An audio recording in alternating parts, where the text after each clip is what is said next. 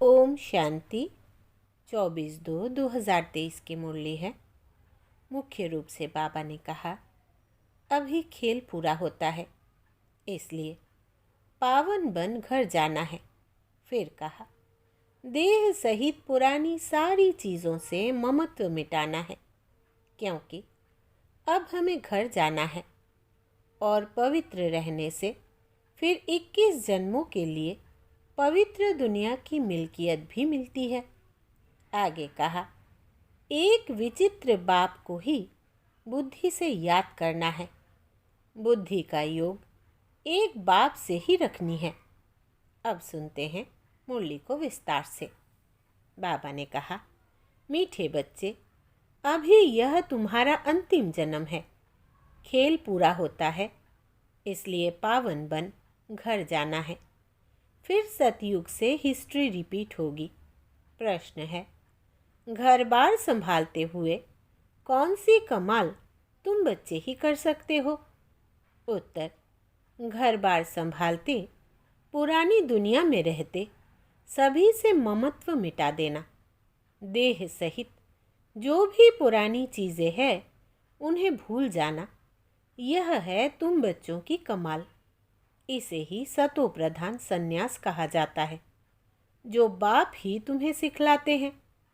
तुम बच्चे इस अंतिम जन्म में पवित्र रहने की प्रतिज्ञा करते हो। फिर 21 जन्मों के लिए यह पवित्रता कायम हो जाती है। ऐसी कमाल और कोई कर नहीं सकता। गीत है, तुम ही हो माता पिता। ओम शांति। बच्चों को ओम शांति का अर्थ बिल्कुल सहज समझाया जाता है। हर एक बात सहज है। सहज राजाई प्राप्त करते हैं। कहाँ के लिए? सतयुग के लिए। उनको जीवन मुक्ति कहा जाता है। वहाँ रावण के यह भूत होते नहीं। कोई को क्रोध आता है तो कहा जाता है तुम्हारे में यह भूत है। अच्छा, बच्चों को समझाया है, ओम का अर्थ है मैं आत्मा, फिर मेरा शरीर। हर एक के शरीर रूपी रथ में आत्मा रथी बैठी हुई है। आत्मा की ताकत से यह रथ चलता है। आत्मा को यह शरीर घड़ी घड़ी लेना और छोड़ना पड़ता है। यह तो बच्चे जानते हैं। भारत अभी दुखधाम है। आधा कल्प पहले सुखधाम था। ऑलमाइटी गवर्नमेंट थी, क्योंकि ऑलमाइटी अथॉरिटी ने भारत में देवताओं के राज्य की स्थापना की। वहाँ एक धर्म था। आज से 5000 वर्ष पहले बरोबर लक्ष्मी नारायण का राज्य था। वो राज्य स्थापन करने वाला ज़रूर बाप होगा। बाप से उनको वर्षा मिला हुआ है। उन्हों की आत्मा ने 84 जन्मों का चक्र लगाया है। भारतवासी ही इन वर्णों में आते हैं। अभी है शूद्र वर्ण में। शूद्र वर्ण के बाद सर्वोत्तम ब्राह्मण वर्ण आता है। ब्राह्मण वर्ण माना ब्रह्मा के मुख वंशावली है। प्रजापिता ब्रह्मा के ज़रूर एडप्टेड बच्चे होंगे। बच्चे जानते हैं कि भारत पूज्य था, अब पुजारी है। बाप तो सदैव पूज्य है। वो आते ज़रूर है पतितों को पावन बनाने। सतयुग है पावन दुनिया। सतयुग में पतित पावनी गंगा यह नाम ही नहीं होगा, क्योंकि वो है ही पावन दुनिया। सभी पुण्य आत्माएं हैं, नो पापात्मा। कलयुग में फिर नो पुण्य आत्मा, सब पाप आत्माएं हैं। पुण्य आत्मा पवित्र को कहा जाता है। भारत में ही बहुत दान पुण्य करते हैं। इस समय जब बाप आते हैं तो उनके ऊपर बलि चढ़ते हैं। सन्यासी तो घर बार छोड़ जाते हैं। यहाँ तो कहते हैं बाबा, यह सब कुछ आपका है। आपने सतयुग में हमें अथाह धन दिया था, फिर माया ने कौड़ी जैसा बना दिया। अब यह आत्मा भी पतित हो गई है। तन मन धन सब पतित है। आत्मा पहले पहले पवित्र रहती है, फिर पाठ बजाते बजाते पतित बन जाती है। गोल्डन सिल्वर इन स्टेजेस में मनुष्यों को आना है ज़रूर। सारा चक्र लगाकर पिछाड़ी में तमो प्रधान झूठा जेवर बनना है। सब आत्माएं ईश्वर के लिए झूठ बोलती रहती है, क्योंकि उनको सिखाया गया है ईश्वर सर्वव्यापी है। गाते भी है तुम मात पिता लक्ष्मी नारायण के आगे भी जाकर यह महिमा करते हैं, परंतु उनको तो अपना एक बच्चा एक बच्ची होती है। जैसा सुख राजा रानी को वैसा सुख बच्चों को रहता है। सबको सुख घनेरे है। अभी तो वो 84वें अंतिम जन्म में है। दुख घनेरे हैं। बाप कहते हैं अब फिर से तुमको राजयोग सिखलाता हूँ। बच्चों को समझाया है कि इस रथ में रथी आत्मा बैठा हुआ है। यह रथी पहले 16 कला संपूर्ण था, अब 9 कला। कहते भी है मुझ निर्गुण हारे में अब कोई गुण नाही। आप ही तरस परिए अर्थात रहम करो। कोई में भी गुण नहीं है। बिल्कुल दुखी पतित है। तब तो गंगा में पावन होने जाते हैं, सतयुग में नहीं जाते। नदी तो वही है ना। बाकी हाँ, ऐसे कहेंगे इस समय हर चीज तमो प्रधान है।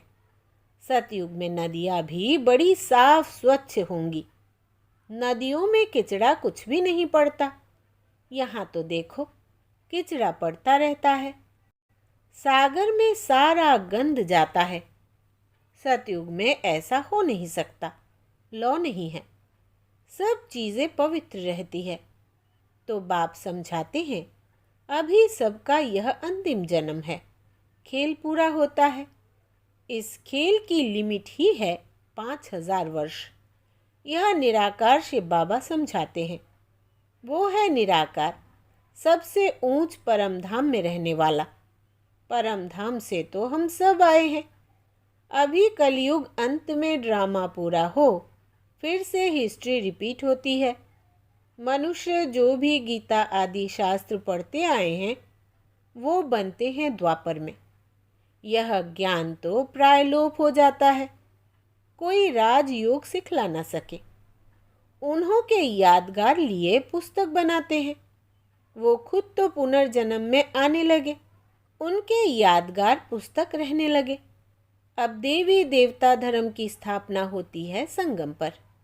बाप आकर इस रथ में विराजमान होते हैं। घोड़े गाड़ी की बात नहीं है। इस रथ में साधारण बूढ़े तन में प्रवेश करते हैं। वो है रथी। गाया भी जाता है ब्रह्मा द्वारा ब्राह्मण रचे। यह है मुख वंशावली ब्राह्मण। सब बच्चे कहते हैं हम ब्रह्मा की मुख वंशावली बीके हैं। यह ब्रह्मा भी एडप्ट किया हुआ है। बाप खुद कहते हैं मैं इस रथ का रथी बनता हूँ, इसको ज्ञान देता हूँ। शुरू इनसे करता हूँ। कलश देता हूँ माताओं को। माता तो यह भी ठहरी ना। पहले पहले यह बनते हैं फिर तुम। इनमें तो वो विराजमान है, परंतु सामने किसको सुनाए। फिर आत्माओं से बैठ बात करते हैं। और कोई विद्वान आदि नहीं होगा जो ऐसे आत्माओं से बैठ बात करे कि मैं तुम्हारा बाप हूँ। तुम आत्माएं निराकार हो, मैं भी निराकार हूँ। मैं ज्ञान सागर स्वर्ग का रचयिता हूँ। मैं नरक नहीं रचता हूँ। यह तो रावण माया नरक बनाती है। बाप कहते हैं मैं तो हूँ ही रचयिता, तो ज़रूर स्वर्ग ही बनाऊंगा। तुम भारतवासी स्वर्गवासी थे, अब नरकवासी बने हो। नरकवासी बनाया रावण ने, क्योंकि आत्मा रावण की मत पर चलती है। इस समय तुम आत्माएं राम शिव बाबा श्री श्री की श्रीमत पर चलते हो। बाप समझाते हैं अब सबका पाठ पूरा हुआ है। सब आत्माएं इकट्ठी होंगी। जब सब आ जाएंगे तब फिर जाना शुरू होगा। फिर विनाश शुरू हो जाएगा।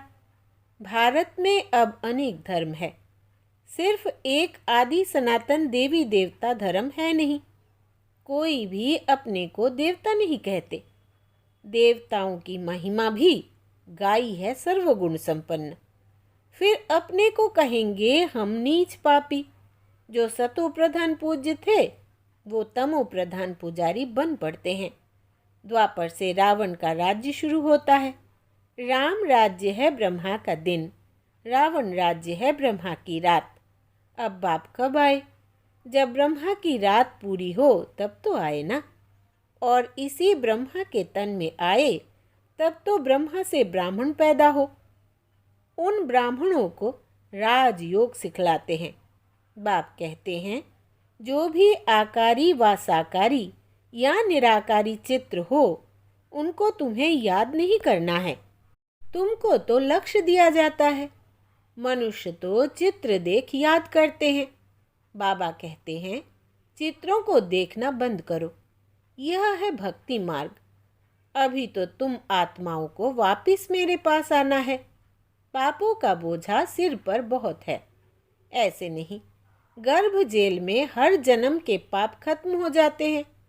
कुछ खत्म हो जाते हैं, कुछ रहते हैं। अब मैं पंडा बनकर आया हूँ।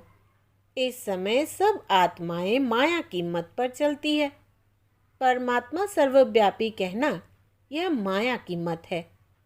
कभी कहते सर्वव्यापी है, कभी कहते 24 अवतार लेते हैं। बाप कहते हैं मैं सर्वव्यापी कहाँ हूँ? मैं तो हूँ ही पतित पावन, स्वर्ग का रचयिता।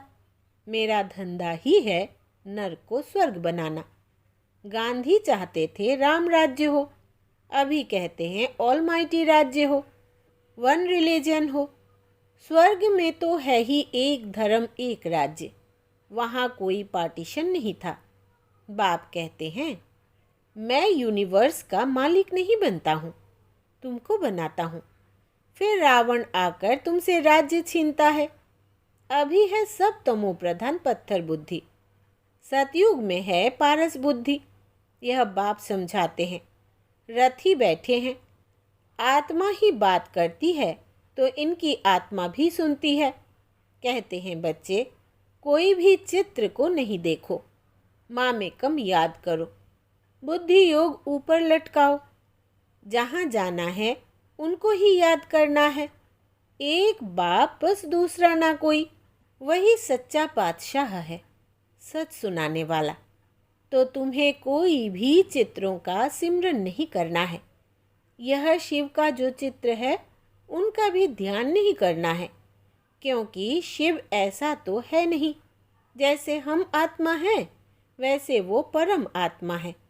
जैसे आत्मा भ्रुकुटी के बीच में रहती है वैसे बाबा भी कहते थोड़ी जगह आत्मा के बाजू में ले बैठ जाता हूँ। रथी बन इनको बैठ ज्ञान देता हूँ। इनकी आत्मा में ज्ञान नहीं था, पतित थी। जैसे इनकी आत्मा रथी बोलती है शरीर से, वैसे मैं भी इन ऑर्गन से बोलता हूँ। नहीं तो कैसे समझाऊँ? ब्राह्मण रचने लिए ब्रह्मा जरूर चाहिए। जो ब्रह्मा फिर नारायण बनेगा। अभी तुम ब्रह्मा की औलाद हो, फिर सूर्यवंशी श्री नारायण के घराने में आ जाएंगे। बच्चों को समझाया है यह शास्त्र आदि सब भक्ति मार्ग के है, फिर भी यही बनेंगे जो पढ़ते पढ़ते तमो प्रधान बन जाते हैं। सतयुग से त्रेता हुआ, त्रेता से द्वापर, कलयुग हुआ। पतित बने तब तो पतित पावन आकर पावन बनाएंगे ना। शास्त्र किसको पावन बना न सके। अभी तो बिल्कुल ही कंगाल बन पड़े हैं, लड़ते झगड़ते रहते हैं। बंदर से भी बदतर है। बंदर में 5 विकार बहुत कड़े होते हैं। देह अहंकार भी बंदर जैसा और कोई में नहीं होता है। काम क्रोध लोभ मोह सब विकार बंदर में ऐसे होते हैं, बात मत पूछो। बच्चा मरेगा तो उनकी हड्डियों को भी छोड़ेंगे नहीं। मनुष्य भी आजकल ऐसे है। बच्चा मरा तो 6-8 मास रोते रहेंगे। सतयुग में तो अकाले मृत्यु होता नहीं, ना कोई रोते पीटते, वहाँ कोई शैतान होते नहीं। बाप इस समय बच्चों से बात कर रहे हैं। भल घर बार भी संभालो, उसमें रहते हुए ऐसे कमाल कर दिखाओ जो सन्यासी कर न सके। यह सतो प्रधान सन्यास परमात्मा ही सिखाते हैं। कहते हैं यह पुरानी दुनिया अब खत्म होती है, इसलिए इनसे ममत्व मिटाओ। सबको वापिस आना है। देह सहित जो भी पुरानी चीजें हैं उनको भूल जाओ। यह 5 विकार मुझे दे दो। अगर अपवित्र बनेंगे तो पवित्र दुनिया में आ नहीं सकेंगे। बाप से प्रतिज्ञा करो इस अंतिम जन्म के लिए, फिर तो पवित्रता कायम हो ही जाएगी। 63 जन्म तुम विकारों में गोते खाकर एकदम गंदे बन पड़े हो। अपने धर्म कर्म को भूल गए हो। हिंदू धर्म कहते रहते हो।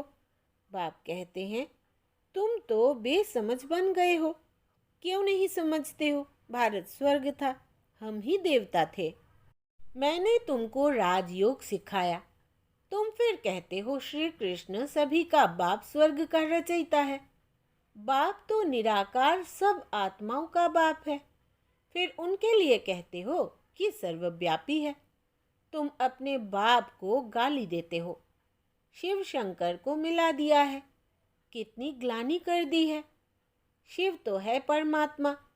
कहते हैं मैं आता ही हूँ देवी देवता धर्म स्थापन करने। फिर विष्णु के 2 रूप लक्ष्मी नारायण राज्य करेंगे।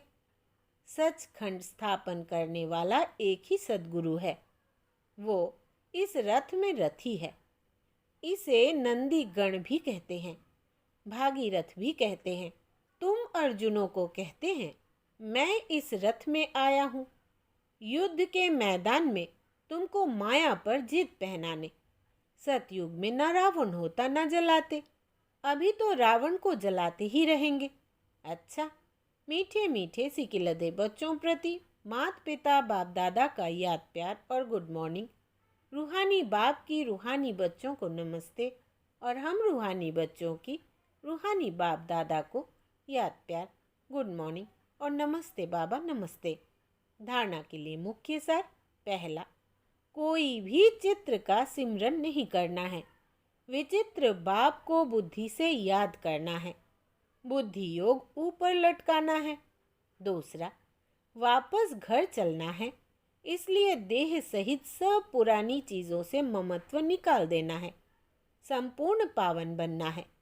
वरदान है बाप के राइट हैंड बन, हर कार्य में सदा एवर रेडी रहने वाले मास्टर भाग्य विधाता भव। विस्तार है जो बच्चे राइट हैंड बन बाप के हर कार्य में सदा सहयोगी, सदा एवर रेडी रहते हैं, आज्ञाकारी बन सदा कहते हाँ बाबा हम तैयार हैं। बाप भी ऐसे सहयोगी बच्चों को सदा मुरब्बी बच्चे, सपूत बच्चे, विश्व के श्रृंगार बच्चे कहे मास्टर वरदाता और भाग्य विधाता का वरदान दे देते हैं। ऐसे बच्चे प्रवृत्ति में रहते भी प्रवृत्ति की वृत्ति से परे रहते हैं। व्यवहार में रहते अलौकिक व्यवहार का सदा ध्यान रखते हैं। स्लोगन है हर बोल और कर्म में सच्चाई सफाई हो तो प्रभु के प्रिय रत्न बन जाएंगे। हर बोल और कर्म में सच्चाई सफाई हो तो प्रभु के प्रिय रत्न बन जाएंगे। अच्छा, ओम शांति।